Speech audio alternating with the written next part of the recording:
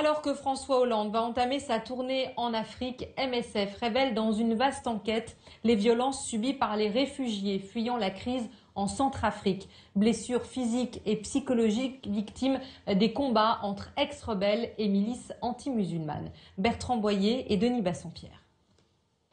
Une scène tristement habituelle sur les routes centrafricaines. Des convois de musulmans quittant le pays pour fuir les exactions dont ils sont les victimes. En camion, mais aussi à pied par la forêt, ils ont gagné le Cameroun voisin ou le Tchad.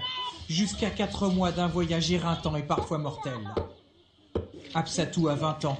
Elle s'est réfugiée ici après l'attaque de son village par des milices chrétiennes anti-Balaka.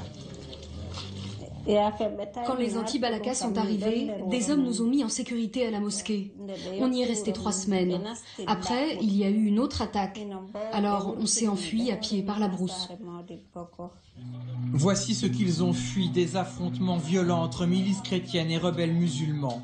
Des morts par milliers, une crise sécuritaire et humanitaire sans précédent. Pour y échapper, 270 000 réfugiés se massent aux frontières de la Centrafrique dans des conditions sanitaires désastreuses. Médecins sans frontières y a mené une enquête de mortalité. Les résultats sont inquiétants. 1/3 des migrants ont perdu un membre de leur famille.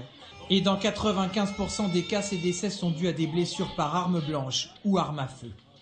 C'est-à-dire des violences généralisées et un niveau de violence vraiment exceptionnel. On a des personnes qui sont très expérimentées à Médecins sans frontières, qui ont connu des épisodes très violents, qui ont dit n'avoir jamais vu ce qu'ils avaient vu en termes d'ampleur des violences et du type de violence.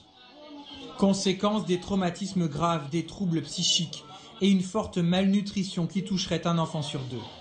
L'ONG appelle donc à une prise en charge sur la durée, déplorant une aide insuffisante et des retards de paiement des bailleurs de fonds. On est vraiment encore sur une situation d'urgence. Je pense que c'est aussi le message qu'on voulait faire passer aujourd'hui, c'est que même si c'est une crise qui est vraiment sous-reportée, ça reste extrêmement préoccupant à l'heure actuelle. Médecins sans frontières estime par ailleurs que François Hollande, en tournée en Afrique, devrait faire pression sur le Tchad afin qu'il facilite l'entrée et l'accueil des réfugiés sur son territoire.